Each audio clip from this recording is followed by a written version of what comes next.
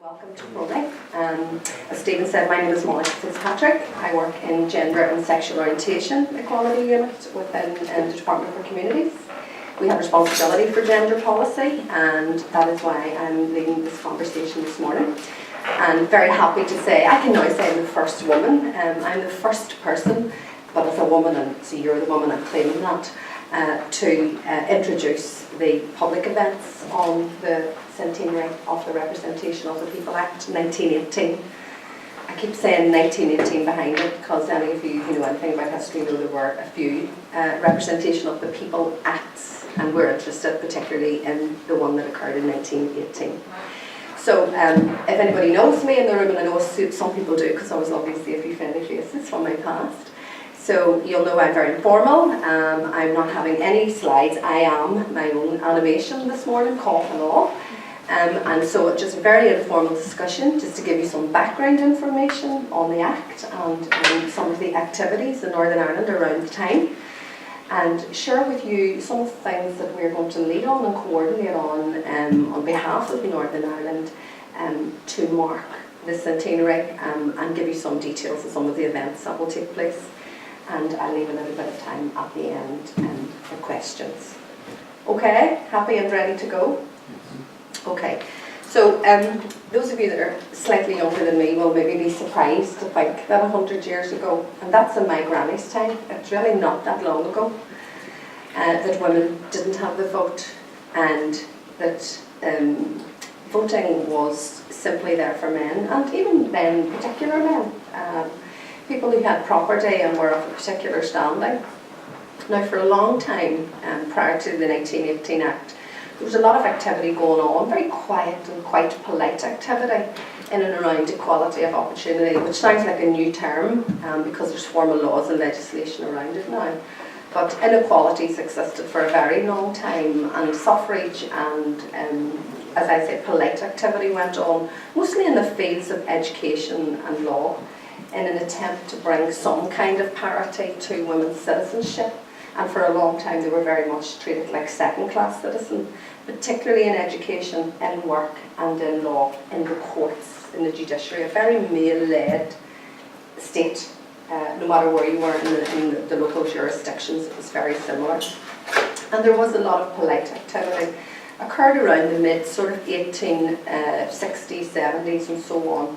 And a lot of that activity, as I say, was about inequalities in education, and some fantastic work was done to create some ladies' colleges and stuff, but there was nothing of any real impetus. In fact, at the time, some thinkers actually thought women's brains were smaller than men's.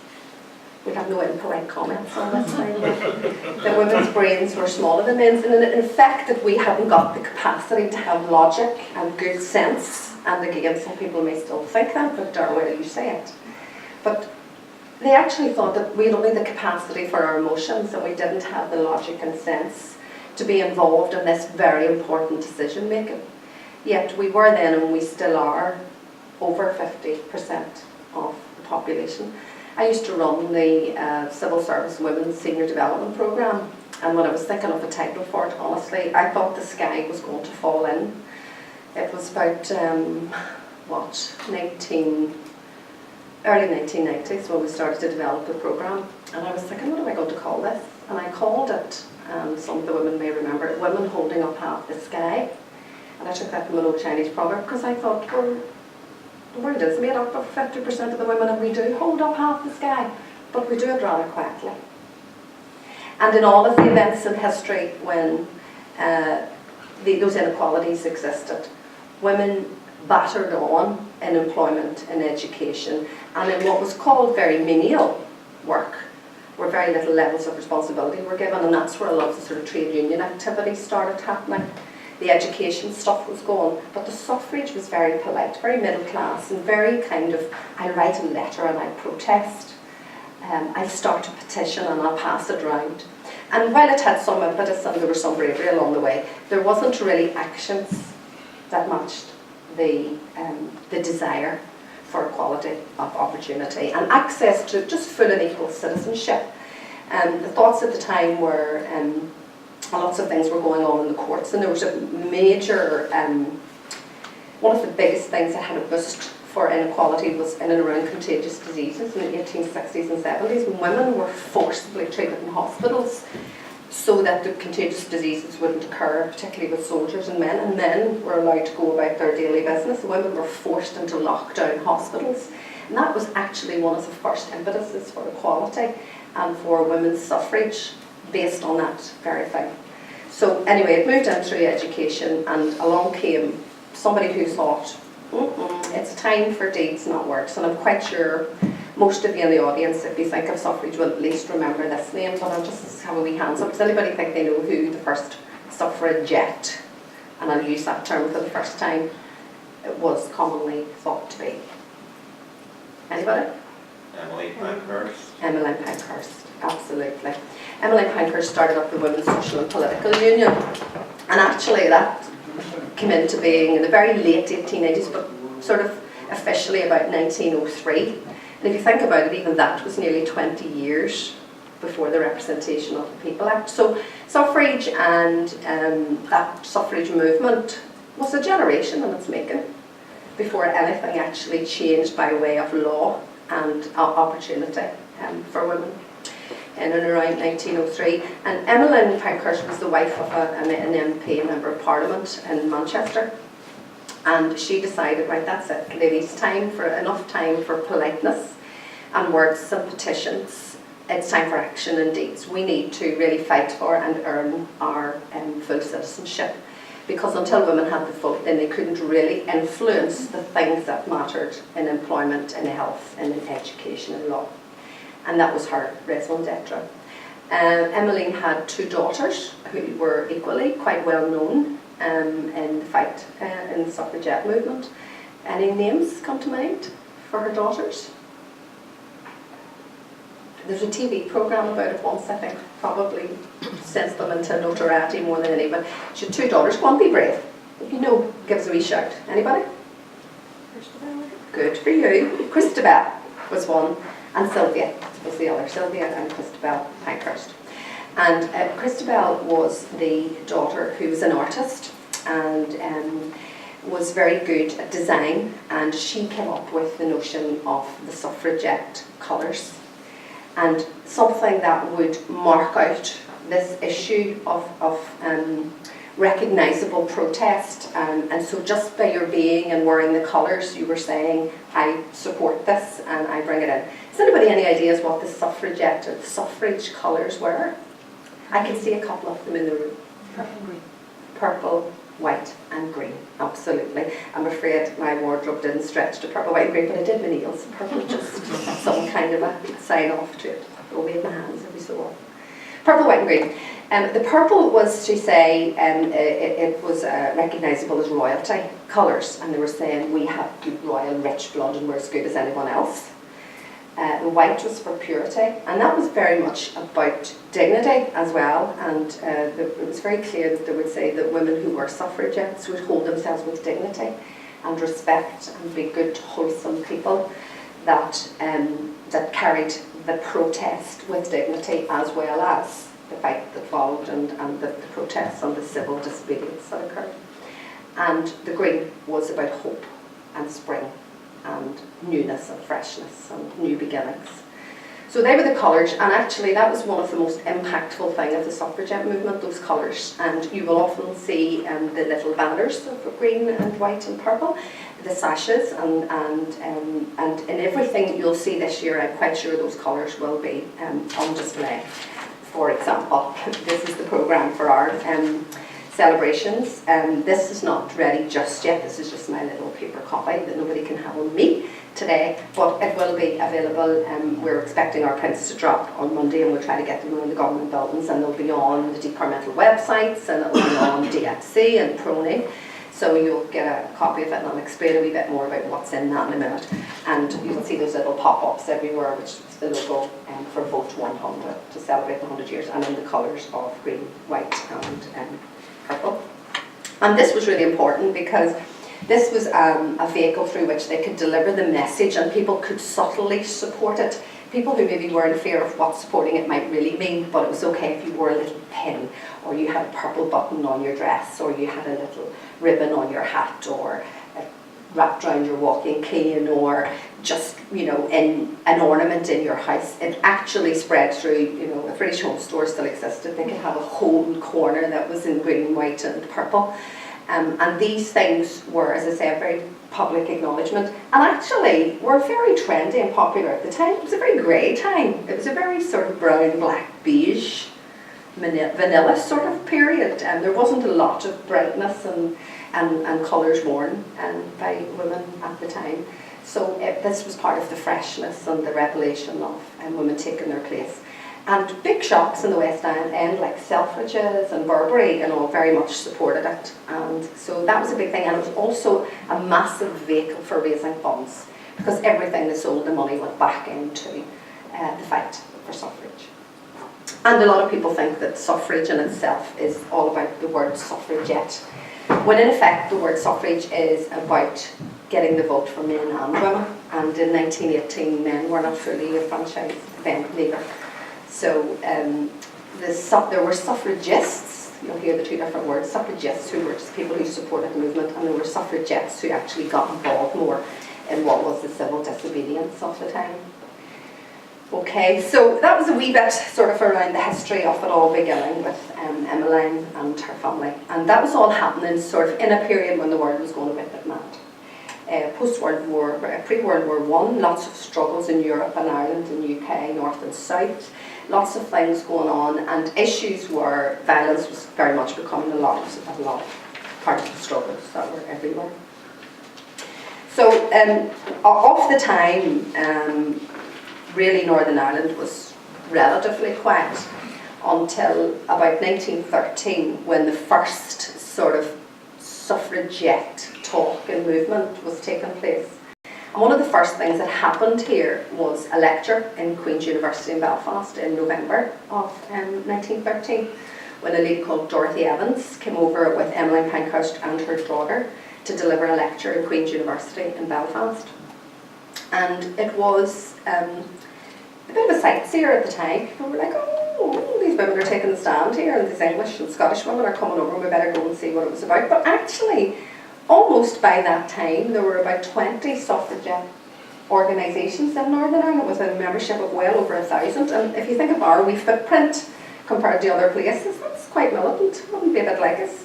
That was quite militant, and it was quite a big movement. And they were very much, not by what was happening on the ground here, but having an eye on what was happening down south and what was happening in the UK. So over came Dorothy Evans, Emmeline Pankhurst, and they had this conversation in Queen's University in Belfast. There were 40 females turned up and 200 men to protest.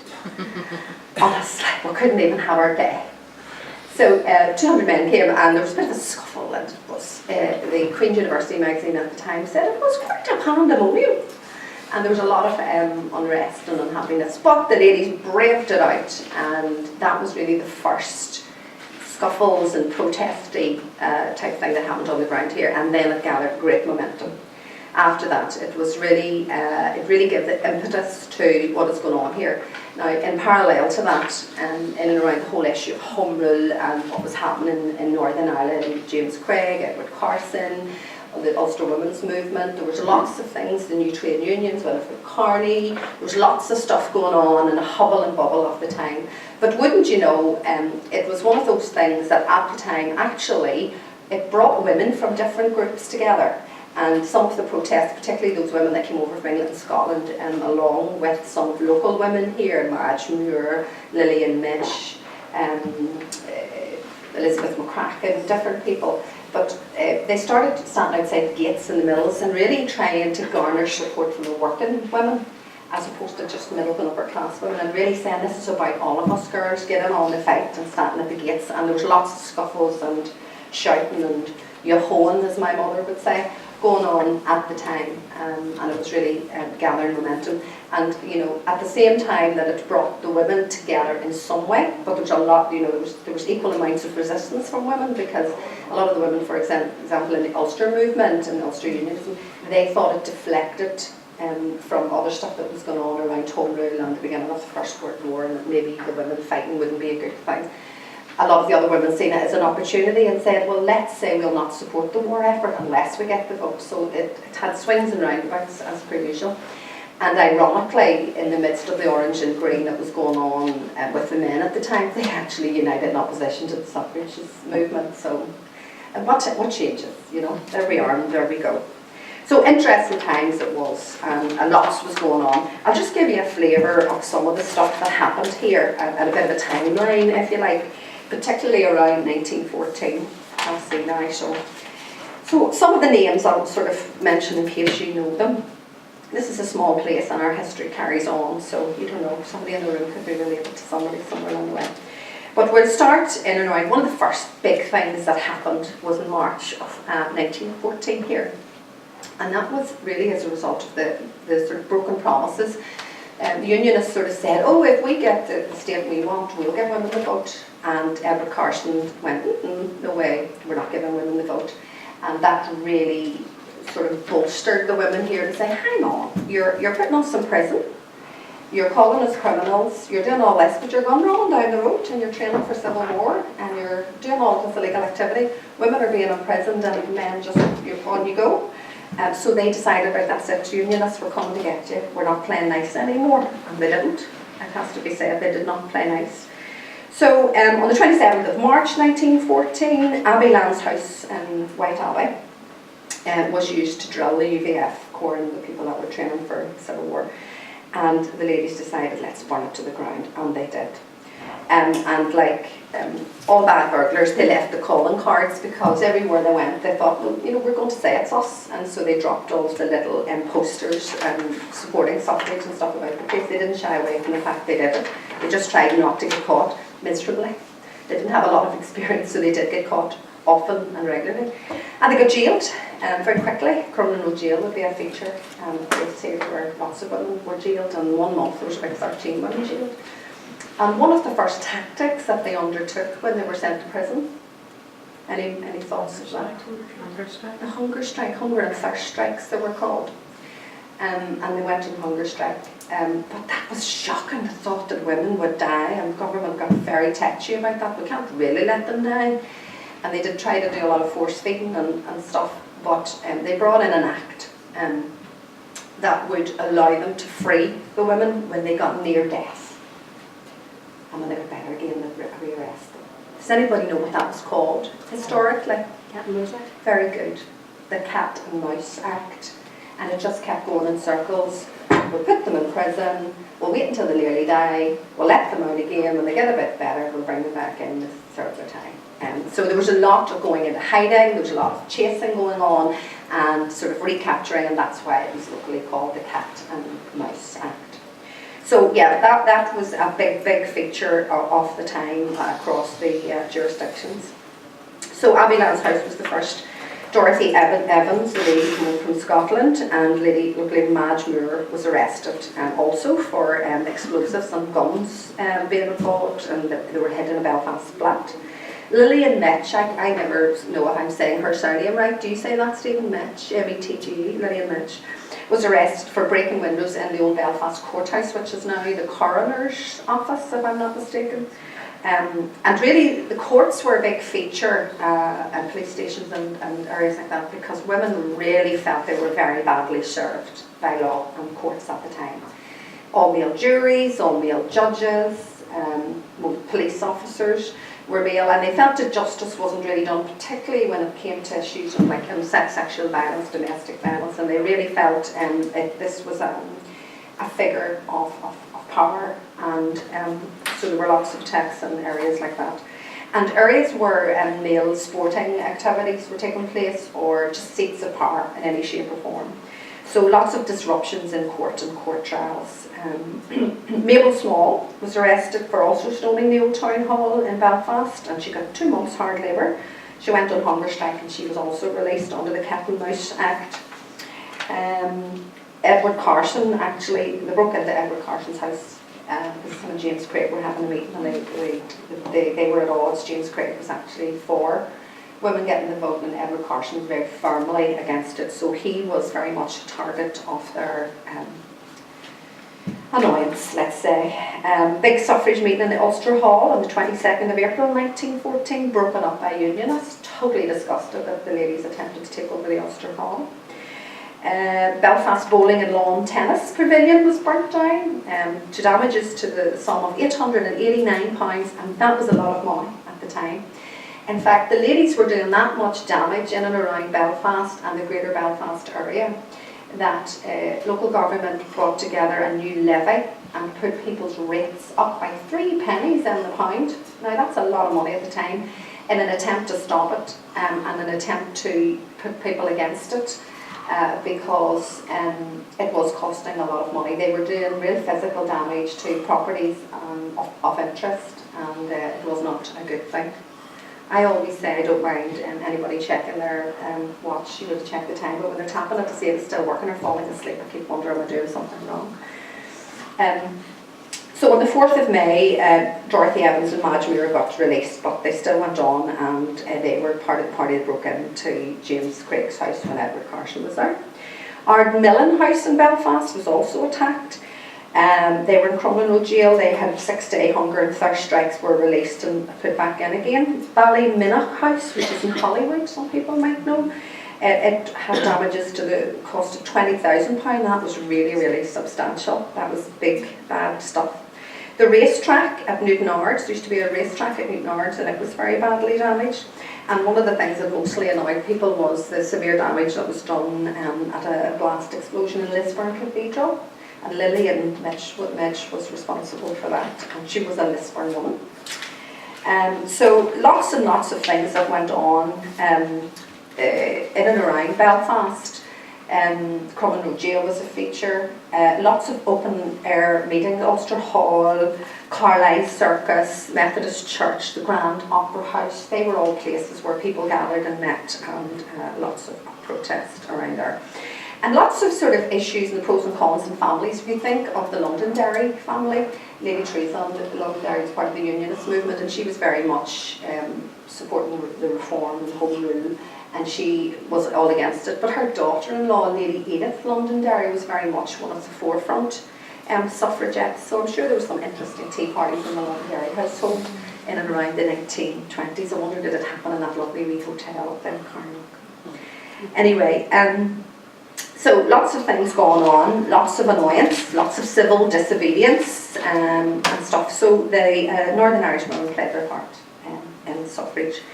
And the World War coming in 1914 was a real big sort of slap in the face for everybody. What do we do here?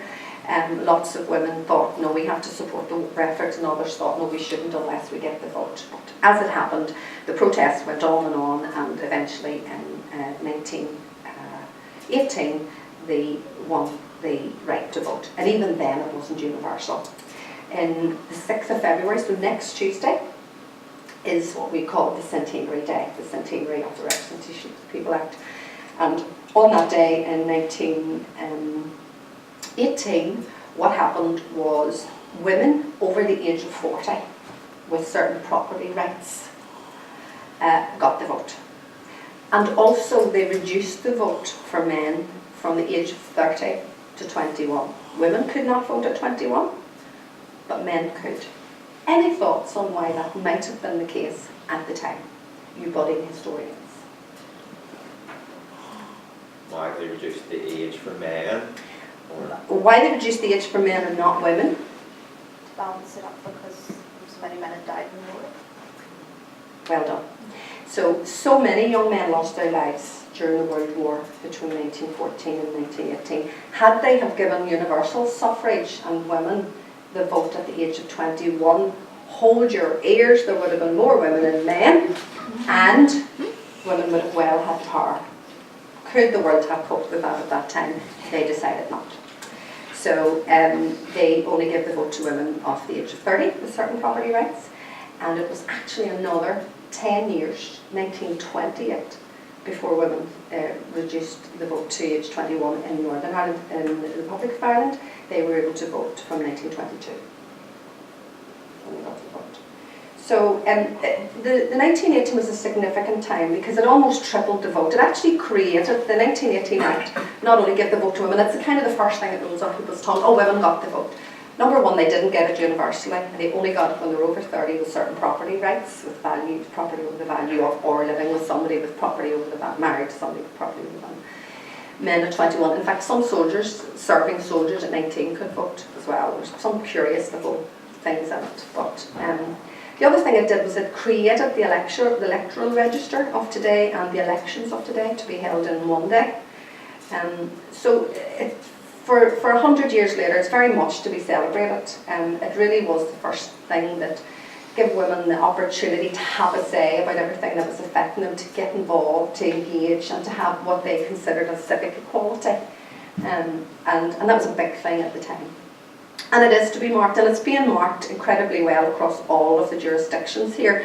This is kind of maybe the first, event in terms of the public sector, but you will see lots and lots of things happening over the next 12 months, really, over the year, because there are various dates throughout the year when other things happened, like who got the vote and who voted for who and what happened. And Countess Markievicz was actually the first female MP voted for Sinn Féin in Ireland, and she wouldn't take her seat in Westminster, and there was various other stories after that, but it was really 1928 before women MPs got really going, as it were, in terms of having a real say.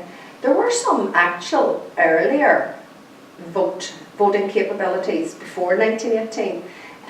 About 10 years earlier, you can actually vote in some local elections, but to be an MP and actually have national coverage and the wealth of support that would allow you to effect law change, which is a very different thing, it took quite a while for that to be. So Northern Ireland Civil Service, Department for Communities, are coordinating the activity for Northern Ireland, and my unit, and I'm leading on it, are coordinating that activity because we have gender responsibility with the transfer of powers over from OFM to FM. We have gender and sexual orientation, disability and others, but gender for the purposes of this. And we have canvassed around the government departments and local government to see what we can do and how we can influence it. So you will see a lot more on your departmental websites. You will probably get invitations and see invitations, and please do attend some. Very interesting time in our history, very interesting time for women and men. Really all about three things. Marking it, to actually register that it was a big deal, and that being part of civil and political life and a good citizen, and taking part in democracy is what makes a difference. Doing something makes a difference, doing nothing has effect. You know what I mean? So we'll be very much promoting civic and public life, and the trailblazers, the firsts, will be celebrating what we're calling sheroes, which is female heroes that over the 100 years that have made a difference, people that have been big in medicine and law, and etc. And you'll see from a lot of the events, those are marked. We're kicking off events next week with a series of events in Parliament buildings. And as I say, this a nice flashy version of this will be available, and an electronic version on the websites from next week. And I'm very proud to say that one of the first things that's happening is, fingers crossed, both the City Hall, Belfast and Parliament buildings have agreed to my request to light the buildings up in suffrage colours. So, and of course we had a meeting with our colleagues in Oireachtas, and they said, oh, we're going to light our building up too. Copycat the Ulster. But anyway, it's all good. So you'll see green, white and purple in lots of guises over the next few weeks. And as I say, in Parliament buildings next week, I should say that all of the jurisdictions are celebrating and marking the centenary. I'm careful about using the word celebrate. We're all wanting everything to be inclusive, respectful, factual, marking the things that were important and why. So three objectives have been agreed. Mark the centenary, educate people, tell people why it's important, what happened, what difference did it make, so what, and leave a legacy where possible. So in educating young people, have we encouraged them to register to vote? Will they actually take part, particularly young people, harder to reach groups, young men, young women who think, wow, politics, not interested. tell them the difference that taking part means, and celebrate our successes and not our failures. And where we might be disappointed, we still have opportunities to move up and move on and take part and have our say. And really participate. So some of the events that we're running next week, we're starting off with the Women's Caucus, which is the first all-female cross-party group of women who celebrate being together as women in politics and encouraging young people to engage and sharing their skills and experience. We're hopeful that we'll have our senior female politicians involved, and I'm hoping we get a photo opportunity with the lights up next week, something positive. That will all depend on what happens when they all get around the table and have a chat about something entirely different on Monday morning, but we'll see. Tuesday we're looking at gender budgeting and the issue of policy, and so policy makers in charities that will serve as public sector, private sector, really saying, when you're divvying up our public money and thinking about half the population and thinking about the impact on policies on women, what does that look like in terms of how you spend your money and how do you do it and how do you think well about it?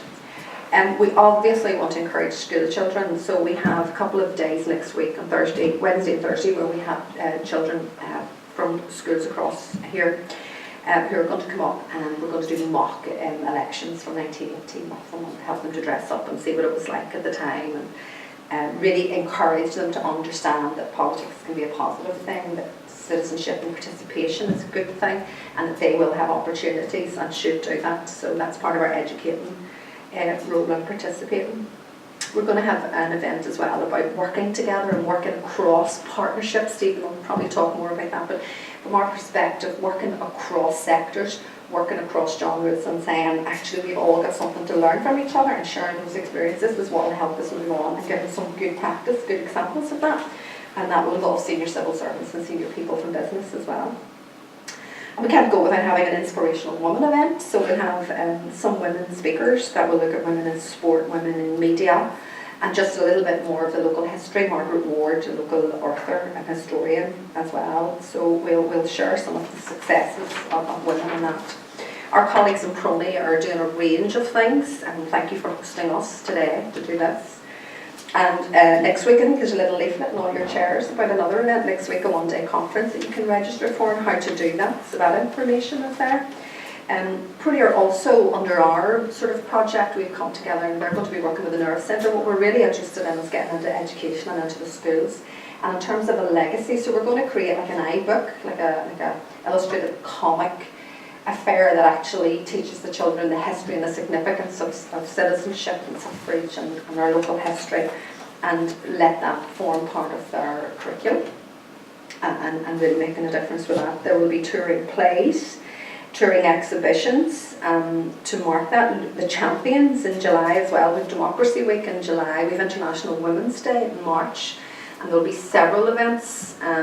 You probably will actually be sick of by the time July comes, but this is really all about saying 100 years on, and we're beating the drum because there still is inequalities in civic life and public life.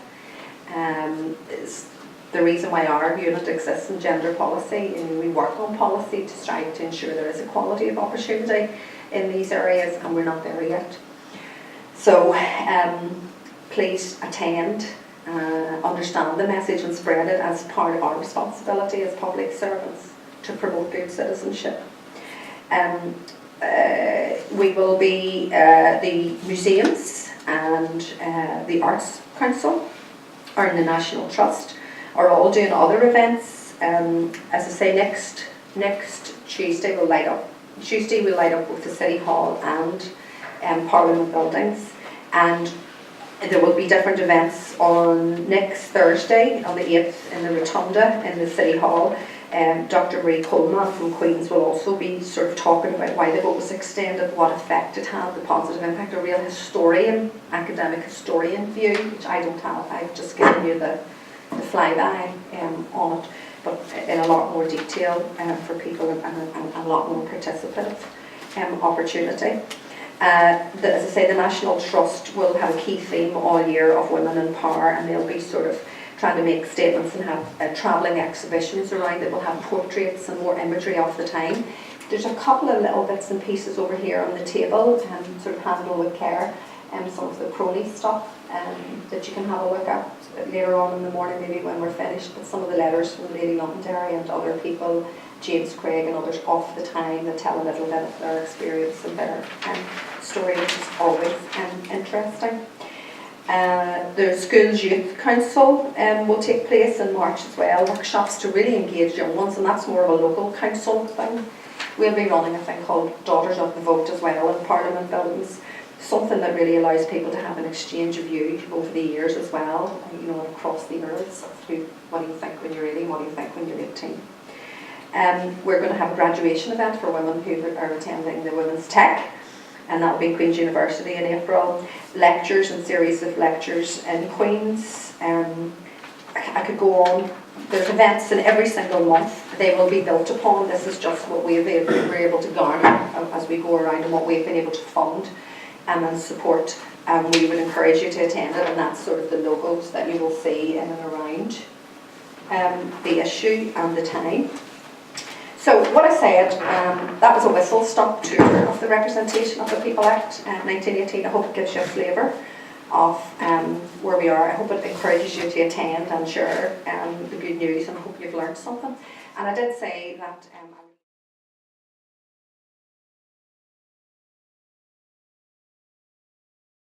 partnerships. Just to quickly show you a before and after slide. PRONI, were any of these in our former premises in Balmoral Avenue? Yeah. Okay. These are our former premises in Balmoral Avenue. This is Titanic Motor.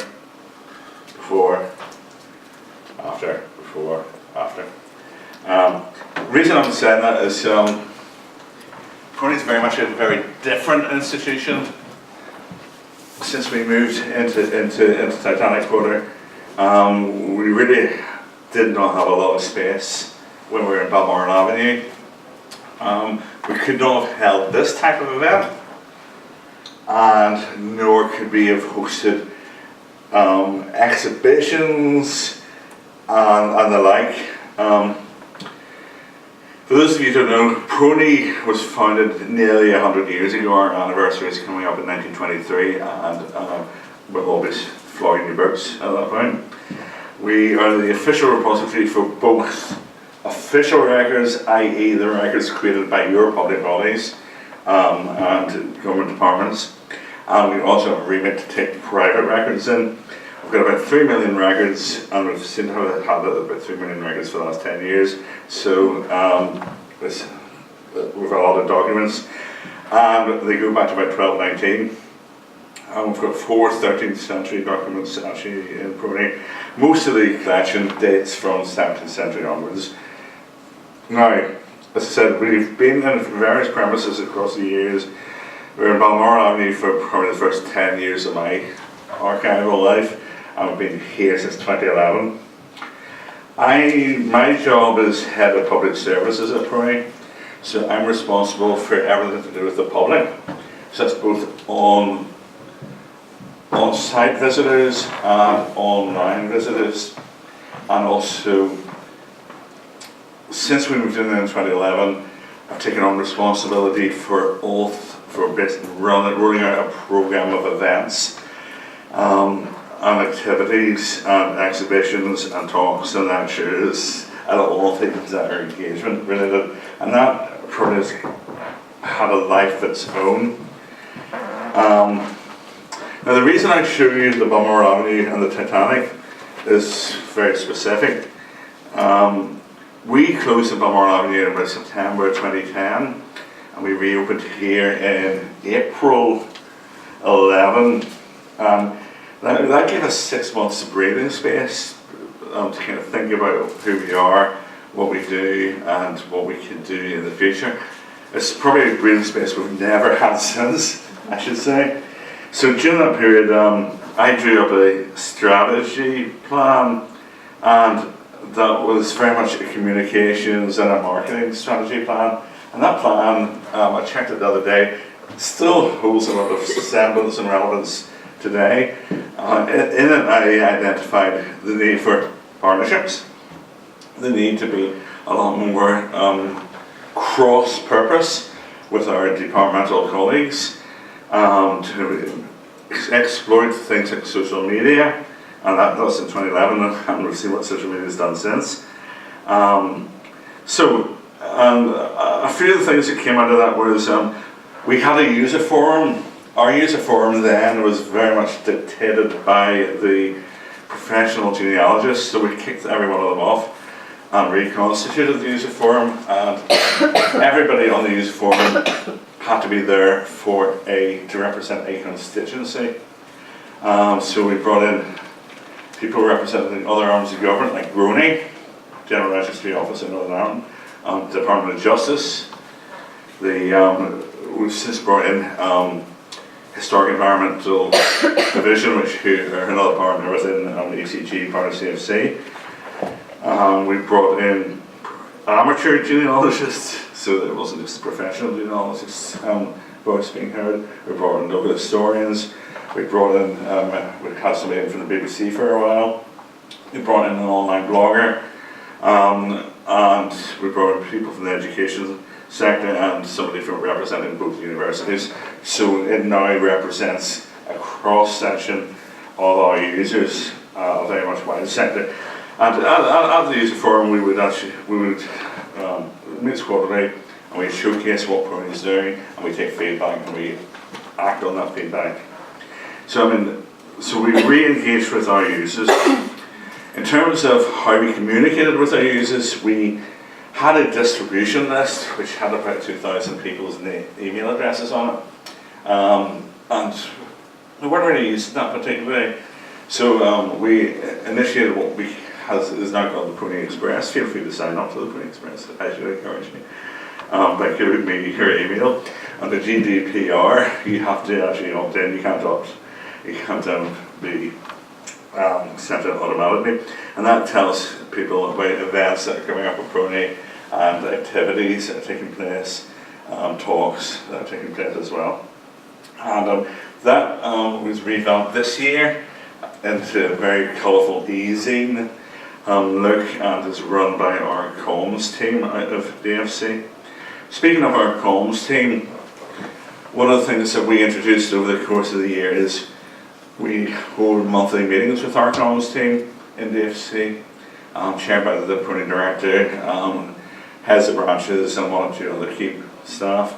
Meets monthly, discusses events and how we're going to promote them, and that works really well. It brings the comms side of the house on side, so they know what we're about, they know what our needs are. So in DFC we have somebody representing internal communications, we also have somebody representing the press office. Other departments operate differently, but that's the DFC way. We also introduced new media. The first new media we introduced was YouTube, and that was user-led. People wanted to, believe it or not, hear these talks, so we filmed them, and you'll notice I'm being filmed today, and at some point that will be available on the Department of Communities website. But PRONI also has its own YouTube site, and we put all our talks out on YouTube. Now, some of them will get about 20 or 30 views, which is good if there's 20 or 30 people turn up, but some of them have 2,000 views, so it is a mix in terms of numbers. As of last year, we got our own Facebook site, so if you go on Facebook and put PRONI in, you'll get ourselves up. Now, within very quickly, that got up to about 2,500 followers. And it's stabilised between 2,000 to 2,500. It's taken a bit longer, but the first 2,000 signed up very quickly. So there's certainly a ready market out there on social media, and social media is very much where most audiences are these days. If you want to talk to people, that's where you need to be. Another thing we knew that we needed to do in 2011 was raise our profile within the NICS. So we have Civil Service Week, which you've all come to. Thank you very much. And yeah, I mean, there's no point doing things if nobody knows about them. So it is important if the PRONI and the PRONIs know what we're doing. And it's also important that we tie into what the wider department wants to do. So very much in Carol McCoolin's time, the drive was promote equality, target poverty and social exclusion, and that's continued into the programme of government with marking with the attempts. Well, one of the indicators is indicator 27, which is to improve cultural participation. These are things we're happy to do, so there's no negative feedback, but I mean, it does tie in well when you've got the same message as on your permanent site. Another thing we decided in 2011 was we needed to be on the right committees, the right places. So I'm now on every committee known to man on Decade of Centenaries. That includes Jeffrey Donaldson's First World War Committee. That includes the Centenaries, the Community Relations Council led Decade of Centenaries Roundtable, which ties us in with a lot of bodies doing similar things as us and with a similar ethos as us. And the other thing is, I suppose, lesson I would say is say yes to what your department was. Once when you I personally called Stephen McGowan used to lead on Centenaries until about 2015, and then he got himself a promotion, and there was nobody in the department to lead the Centenaries, so they said, "PRONI, would you lead the Centenaries?" And we said yes, and that's given us a kind of very important role because we're leading on behalf of the whole NICS. Okay, so that's a brief summary of where we've been, and I'm just going to spend the next 5 minutes or 10 minutes showcasing some of the things that we've been doing. From the start, and this is really, a lot of this stuff is done for you. The Community Relations Council drew up principles for marking centenaries, and we embraced those, and all of them make sense. Start from the historical facts, recognise implications and consequences of what happened, understand that different perceptions and interpretations exist, represent those different perceptions, show how events and activities can deepen understanding, and it is amazing just how much disinformation there is out there and how little knowledge people really do have about the centenary period. Crucial to all to be seen in the context of an inclusive and accepting society, and very much we all need to put out the message that there's competing narratives for marking anniversaries, competing viewpoints about history, and yes, it may not necessarily be our interpretation, but those interpretations exist and they have to be represented. The actual events, we didn't even need to know what the events were. When the PRONI said, could you do something on the representation of the People's Act, we were actually ready to go because we already knew the events that we were going to mark. So Ulster Covenant, 1912, outbreak of First World War, 14, Easter Rising, 16, Battle of Storm, 16, Battle of Jutland, which isn't there. We were ready for that, 16. Suffrage, 18. War of Independence, that's coming up next year in 21. And then Civil War in 22. The first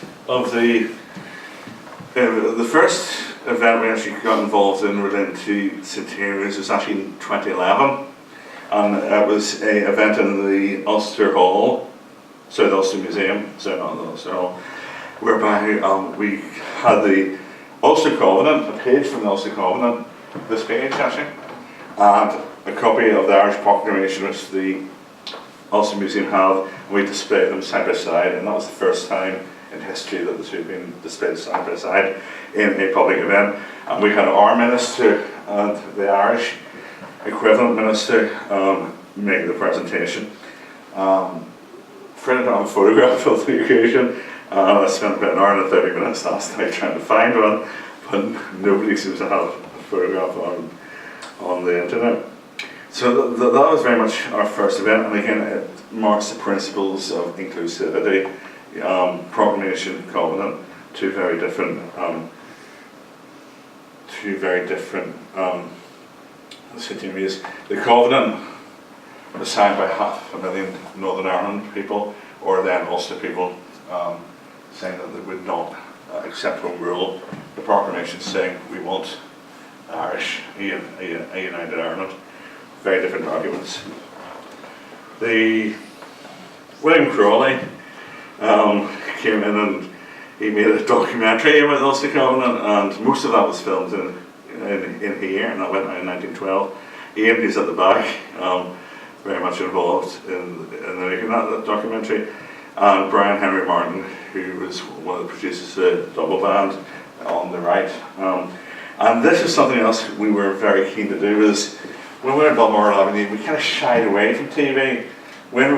Since we've arrived here, we have embraced TV, and television is the single biggest medium for connecting with the public. And we never say no to them. Broadcasters were in yesterday, and this building is very amenable to broadcasters. There's a lot of big rooms. They can position themselves at one end of the room, film down, and it does look great on TV. And let me contrast that to Balmoral Avenue. In Balmoral Avenue, when Who Do You Think You Are were shooting the David Tennant episode, they came to us and asked for a document, and then they said could they take it up to Derry to shoot. They didn't want to come. They didn't want to shoot in Balmoral Avenue. Since we moved here, we've had Who Do You Think You Are have done 2 episodes, one on Mark Gatiss and one on your man from The Apprentice, who's Nick here, yeah. Who's often in this guy, by the way, and I should say lots of nice things about it. So the power of broadcasting we've embraced, and again it's back to the message: if you're not being heard, you're not noticed. Visibility is everything. Okay, over the course of the last, since 1912 to now, we've held book launches. Dr. Tim Bowman, a resident historian for PRONI, he's contributed to events on most years since 1912. That's him with his book called Carson's Army, a very seminal book, I have to say, and a very groundbreaking book, which is launched here. On the right, Trevor Parkill's book about the First World War diaries of Emma Duffin. Those diaries are of a VAD who from Belfast, called Emma, quite young at the time, and Trevor has transcribed her diaries. He's also done her diaries for the Second World War as well. Over the course of the year, my colleagues in my team have developed transcriptions of documents that we have relating to PRONI, sources relating to the First World War. So we've had a First World War blog. It starts in August 14, and it's still going now, and we're in 2018, so it's coming towards the end. We've also, every month PRONI, and again this is working with our comms team, our press team, we produce a document in a month. We didn't produce one in January actually, so bad us. But most months we do try and get a document of the month. And this is we get staff members to suggest the documents of the month. This was the one for Gallipoli, it was one of mine. And it was a series of sketches produced by a character called Chichester, who is a distant relation to the Lord's Donegal.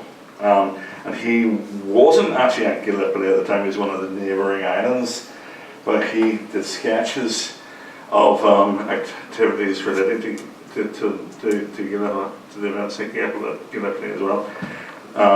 So again, that was picked up by the Belfast Telegraph and the BBC. Sometimes none of the media picks up on it, but about 3 or 4 times in the year the Belfast Telegraph or the BBC will pick you up on it, and for those 3 or 4 times that's worth it.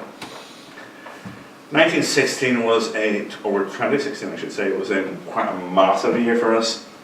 The 2016 campaign was launched from here or the 1916 campaign, and that was by Creative Centenaries, who was the outlet from the Nerve Centre based up in Derry, and they organised the anniversaries across the whole of 2016. So that included the Somme, Easter Rising, and Jutland. And there was a big launch event out there in the atrium. And where Creative Sceneries come into their own is they look at things a bit differently to how PRONI would. I mean, we tend to look at the historical documents. Ulster Museum, they would look at the artefacts. Creative Centenaries, they would sort of try and see how these could work their way into schools. They designed graphic novels, iBooks, and again, we're going to be working with them again this year. So that was a major launch. So we had events. We had events throughout 2016. We worked with the BBC, we worked with RTE, we worked with universities. This is an example of what those called Letters 1916, and that was a collaborative project with the Maynooth, where they transcribed letters only for the year 1916, not necessarily to do with Easter Rising, not necessarily to do with the Somme or in Jutland, but they were letters that represented the year. We produced travelling exhibitions. This is our first World War travelling exhibition. It's currently with Libraries NI. It's about 8 to 10 panels, and it's going around the 96 libraries that comprise Libraries NI. This is something which we really value, and our partners within DFC have reached that we don't have. Libraries, there's 96 libraries, plus portable libraries, you name it. Museums, they've got 3 to 4 sites. So the locations that we can showcase things are there, and it's just about using them. Another one which is Constance and Eva. Constance was one of the Constance Scorpus, also known as Countess Markovitz, and was mentioned in a previous talk today. Countess Markovitz was one of the leaders of Easter Rising. Took the lead in St Stephen's Green. She was number 2 to James Connolly. She may or may not have shot somebody during the Easter Rising. That's up to debate by historians. She was sentenced by the British government to death, which was commuted, more because of her sex, her gender, was the commutation, and partly because the first leaders, the first dozen or so leaders of the Easter Rising had created such an adverse effect in the media that I don't think the government felt they could afford to execute anybody else, and especially a woman, and especially a pregnant woman. So we did an exhibition on Constance and her sister Eva. Constance was a suffragette, Eva was a suffragist. Does everybody know the difference? Okay, a suffragette actually is not afraid to do damage, whereas a suffragist was very much a pacifist. That was the main difference. So Constance was a suffragette, her sister Eva was a suffragist. So Eva was a pacifist, she was a lesbian, she lived in England, she was a poet, and tends to be forgotten in history, but she was an equal in many rights. So we did an exhibition on Constance and Eva, and that's toured everywhere. I went to Denmark. It's now in London in the department of the Irish Embassy. Today, actually. Today, there's a big event going on in the Department of Foreign Affairs in London, and that's been showcased today, and then it's going to come back to here for next week. I'm going to make a plug for our event on the 6th of February, which you probably have in front of you. I shall explore the history of the vote, mostly by women, and will be a select number of academics, followed by practitioners, followed by a round table. So get your name in quickly, because places are filling up fast. So yeah, we hope to have this exhibition back then. We also didn't forget about Jutland and brought a marine archivist called Innes McCartney over. And this is indeed the Royal Navy themselves. I wasn't here this day, so I'm going to take no responsibility for what was going on there. But again, it's a bit of plus to and fro in that the Navy asked us if they could get them changed before they launched the anniversary event down at Caroline in 2016. So we let them do that. Again, it's mutual benefits. Gallipoli, this is actually going back to 2015. Gallipoli, again, this is a plug for our YouTube channel, and we had one of many conferences on Gallipoli. Over the course of the last few years, we've been asked to contribute to other people's exhibitions. So this is us at Belfast City Hall. Has anybody been to the new exhibition at Belfast City Hall? Okay, if you haven't, I should strongly encourage you to go, because we've got 25% of the material there. Two of the left-hand side of the ground floor of the Belfast City Hall has been given up to a permanent exhibition, and two of the rooms have been pretty much given up to PRONI. One room is actually dedicated to the Ulster Covenant, so you can they've reworked our application, and you can search that as a touch screen. They also have done one for our street directors application as well. PRONI works with the Western Front Association, and indeed one of our next speakers, Tom Thorpe, will be speaking about our relationship with the Western Front Association, which meets here once every month on usually the second Thursday. We, as part of Department for Communities, we contributed 90k to send children to battlefields in the Somme and Belgium. That's actually this year. Department of Education also contributed 90 grand, and that's launched by the two ministers, Paul Gibb and Peter Weir. Last year was the anniversary of the Battle of Messines. Now, Messines had very big significance in that. It was the first battle of the First World War, where both the 16th Irish Division and the 36th Ulster Division fought side by side. Now, strictly speaking, they were about a mile apart, so they probably may or not have seen one another. But it did represent the opportunity to bring communities together, particularly nationalist communities whose parents or grandparents had fought in the 16th, and used ones who'd fought in the 36th. So Robbie Meredith in the middle, he came in and he met with school children. The Nerve Centre came in and they did a graphic novel to mark Messines. And we had sessions where the Nerve Centre showed school children how to create their own graphic novel as well, and using green screen, which is the far right picture.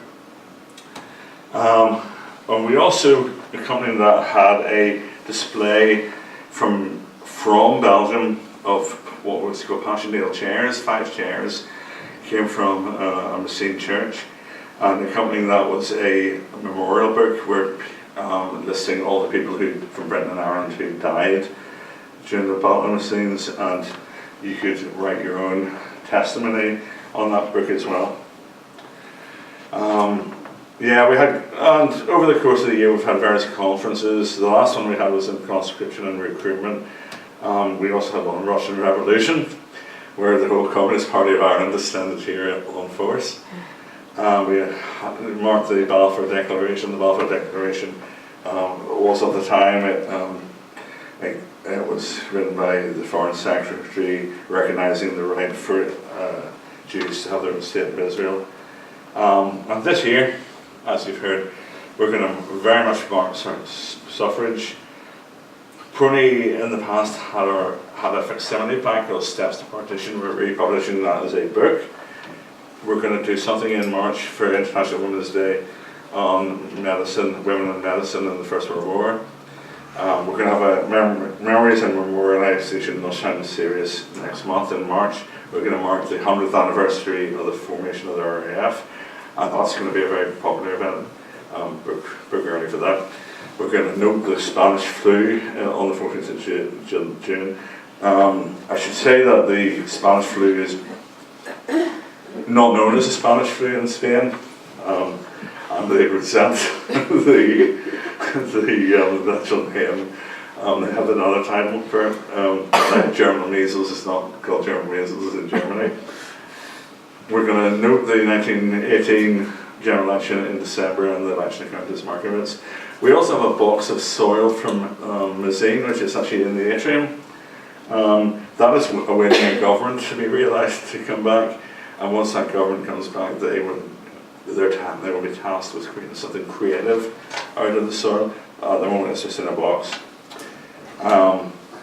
Okay, so what does success look like? This actually doesn't.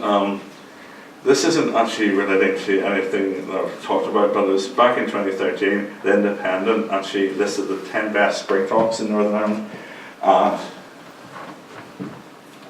We were listed in number 9, so we're quite happy with that. Okay, that's me done.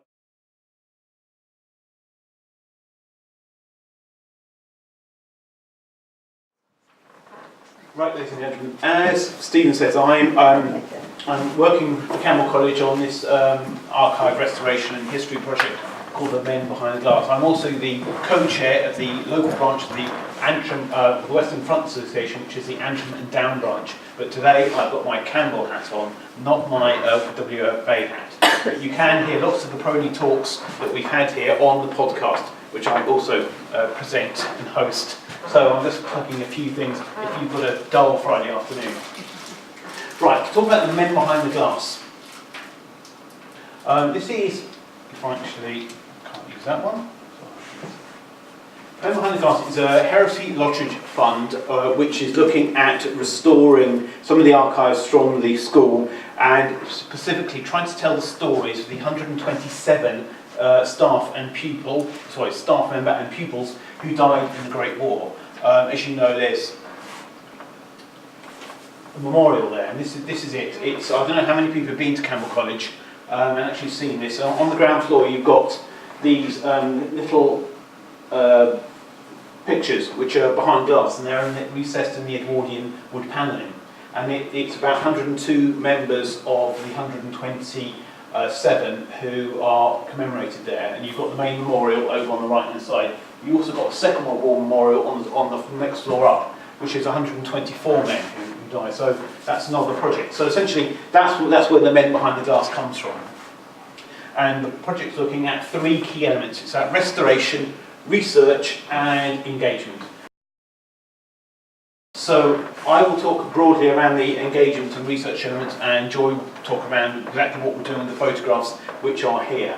So those are the 3 of them. Now, some of the key people you may know, Edward de Wind, he was a VC and he lives in Cumber, and there's a big community project there which is going to erect a memorial to him on his death in March later this year. He was killed during the German assault. Again, he was a schoolboy, and we've got a bit of information on him and his life. It's about telling the real story of what he was. He was a bank clerk, went to Canada, came back, and had a very, very dull school life, I'm afraid. There's nothing exciting when we've got some really good stories about other boys, which I'll come on to.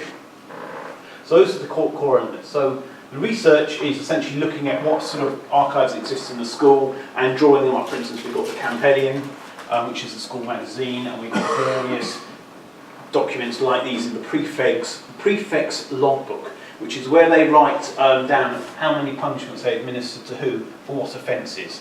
And it's a wonderful, wonderful document where you've got certain people who, First World War veterans, are caned for looking at girls on the not playing fields and kicking back a ball from the hockey and things like this. You've got one of the head boys called Hemphill who was shot down, and he found that a lot of the boys caning the up one of the doors for some offence, and they were found to have books down their trousers. They were padded up, and it was noted that these were removed before the punishment was administered. And this is, this is amazing stuff. And we've also got some tragic stories, like Redding here, who shot himself. He was in Egypt, suicide. And we got Mark William MacDonald, who died in some sort of swimming accident in Loch Swilly. Again, not really certain what happened. But anyway, it's trying to bring these stories out rather than just saying that they're posh boys on a wall who died in the First World War. Actually making them people who are part of the community and part of the history of Northern Ireland. MacDonald's brother actually stood in Donegal as a nationalist candidate against his I think it was his cousin, who was Sir William MacDonald, who was the Unionist candidate. So you've got all these little stories which come out. So that's the research I've been doing, and my colleague Heather Montgomery, who's an archaeologist, who's just graduated from Queen's, and we're doing a bit of work together around that. So the website, we've set up a website which you'll be able to look at very shortly with the stories of the men. It'll be like this. I know this is a test one, but you'll be able to click on those and it'll lead you to some of the unknown stories. So the engagement side. And what we've got here, we've got this guy called Robert Wallace McConnell, who was a brilliant pupil, and he went to Campbell. He was awarded lots of fine awards, went to Queen's and got the Duffin Medal for Oratory. And then he signed up and went to fight in Iraq, or Mesopotamia as it was then, and was killed in 1916. So his father produced something called a memorial book, which we've got, and it's about his life. And it brings stories about his Christianity, his and it's all this wonderful stories that come out of this. And we've used this to create a story which we've taken into primary schools to talk about the First World War, and using this as a mechanism. We've got an actor here who's down at Finnehy Primary School. He's actually a 1920s Campbell blazer. And so he talks about the story in the trenches. And then we've got, unfortunately, we've been an all-boys school in a time of, we say, a lot of chauvinism compared to today. We've only got one female character. And this is Miss Boll, who was an art teacher, who came in 1915. Pretty radical, I think, and she left in 1943. We don't know a great deal about her, but there's a play currently being written at the school where she's going to be a big character. We've actually found quite a bit more information about her, but she's not featured at all, and it sort of says a lot about the suffrage that we were talking about earlier. So then we move on to secondary schools, and we've got two major projects here. Firstly, we've got a Year 10 resource pack which will help with history around the First World War. We're using a lot of the stories that have come out of Campbell in terms of some of these guys here, these Semple brothers. They were both brothers who attended and were killed in the First World War, and their letters are available in this book called Dear Jelly, and they were letters to their sisters who were in public school in England. They were sort of Mabel and Emily, and one of them was called Jelly, and there's a lovely set of letters that go back and forth. And it's about essentially how first William gets killed and then Robert's killed a few days before the armistice. And Robert Semple was very naughty, and he was expelled for resigning, or almost expelled for resigning. So we've got this other side of his life as a prefect, and he was causing trouble in the school and doing all manner of naughty things. And Robert Semple knew a guy called Dodds, who was a conscientious objector and went to Oxford to read classics, and there's a big biography about Dobbs and what he did, and he was against the war, he was for rising. So again, these stories come out of, and he actually was expelled for writing a rude letter to the headmaster. So you've got all these wonderful type of stories that come forward. And secondly, we've got this system of internships where we're looking to get children rather, I should show my age, sixth formers to come here to do some workshops around digitisation, and we're also organising a poetry slam for the East Side Arts Festival based on some of the poems that come out. So obviously poetry is a key medium that people talk about. We've got a lot in the archives, and there's some poems come out there about some of their time in the trenches.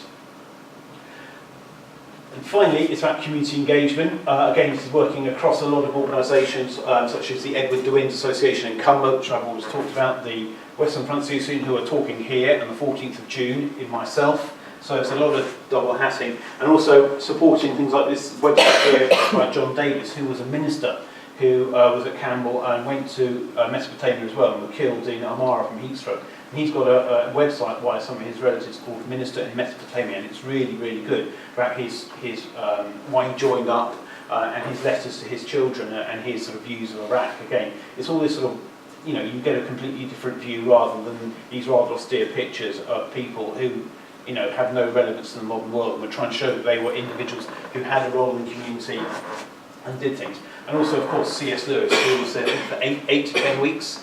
And Narnia, some of the Narnia novels were based on, there's a big lamppost that you drive past on the way up to Campbell, which I think had a key element in the Narnia Chronicles.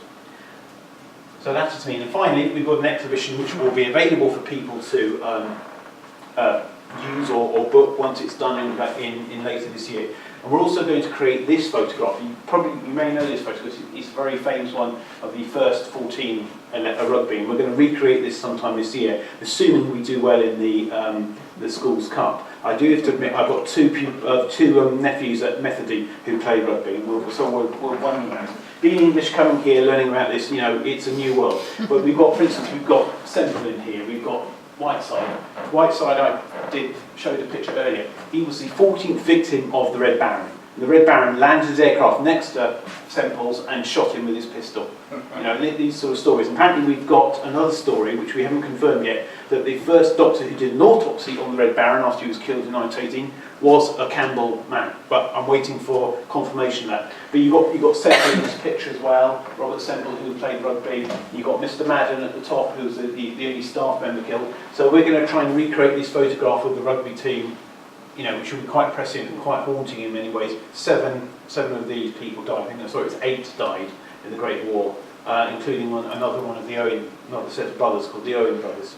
So that's what we're trying to do, and I'll hand over to Joy, who will give you some more information about what we're doing with the photographs. Thank you.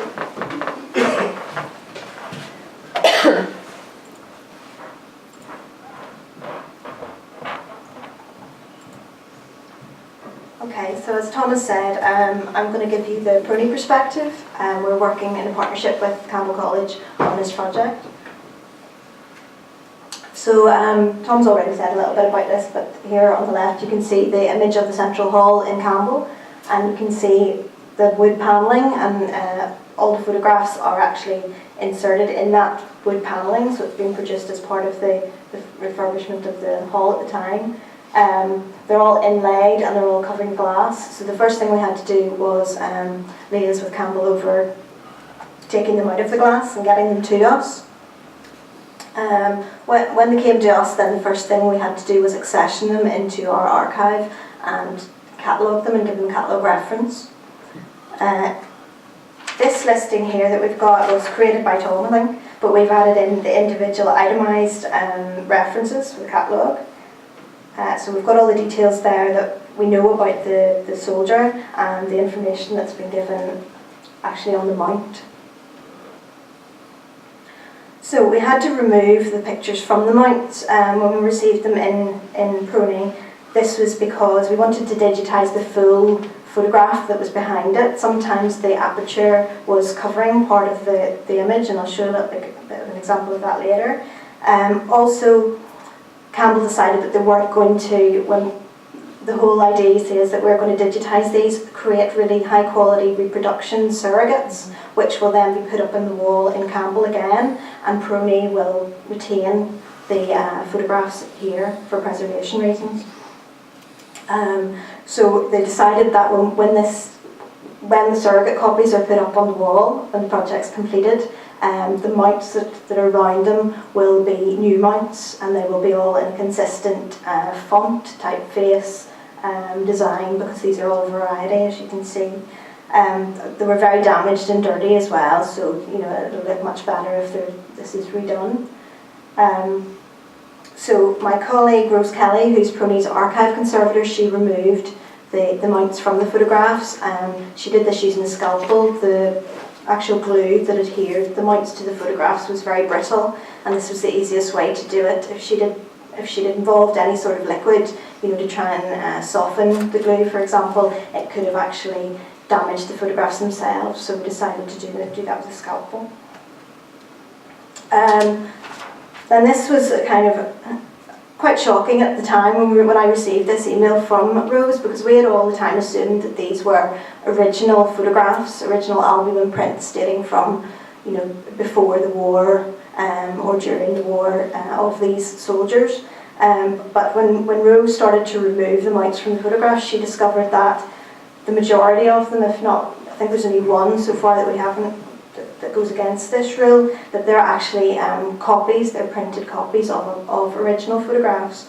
Now this caused some concern, and there was phone calls back and forth from Campbell at the time, but it actually, it tells the story of why these were put up in the Central Hall, and how they would have managed that whole process of commemorating the soldiers, because obviously, the families would have been contacted to submit an image of their loved one, now deceased, and obviously they maybe at that time wouldn't have had very many photographs of that person at all, so the likelihood of them giving one of these to the college to never get back, is very slim. So what actually happened was all different sorts of photographs were submitted from the families to Campbell, and then it looks like a project has been undertaken and a printer has been commissioned to actually produce what are called RCCPs, or real photo postcards, of the images that were supplied, because that was a common way of copying things at that time. I think it was introduced by Eastman Kodak in about 1903, this real photo postcard process. So the photography that we're doing today, we've got specialised cameras. They're powerful phase 1 cameras, and they've got Schneider lenses.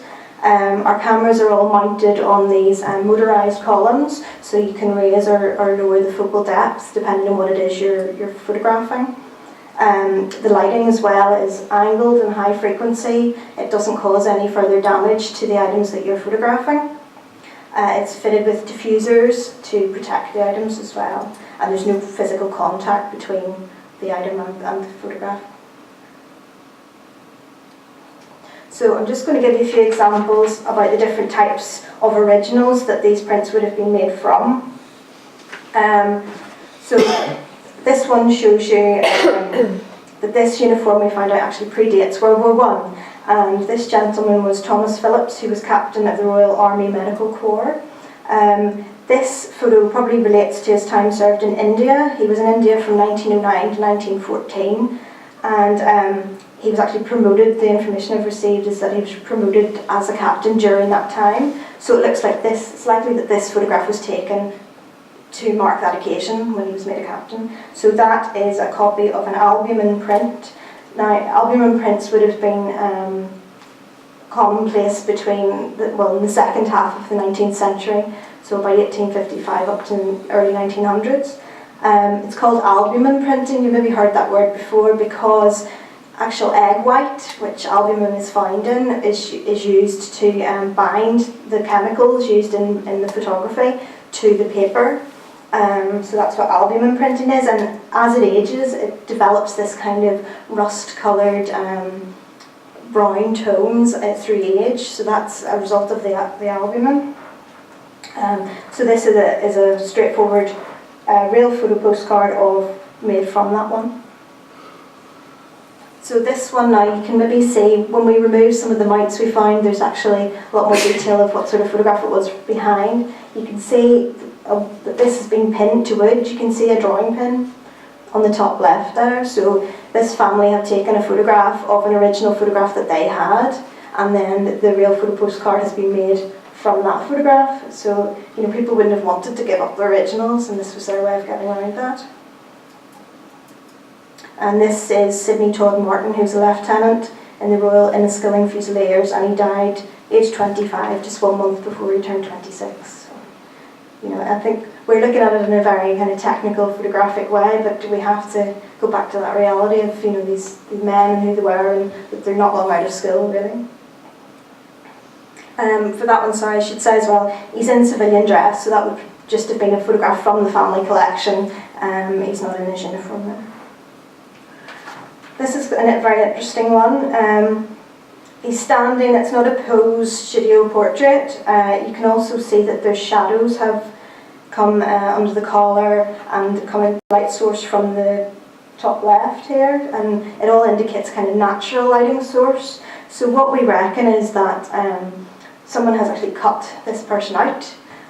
He would have been in an environment, he would have been outside in the field, or it would have been what should I say, like an amateur photograph, and it's been chopped out, and then you can see some shading's been put in at his feet there on the new plain background that this has been given. So it's been made to look like it's a studio portrait when it isn't. And that's Alfred Kyle, Corporal of the South African Infantry. This is the only one in the collection that there's actually duplicate. And it's William James Porter, Lieutenant in the Leinster Regiment of the Royal Canadians. The one on the left is a first generation copy from the original albumin print, and then the one on the right is a postcard copy, and you can see the loss of detail that happens with the postcard copy, and the one on the left is much clearer. So this will be a first generation print, and then that's a second generation print.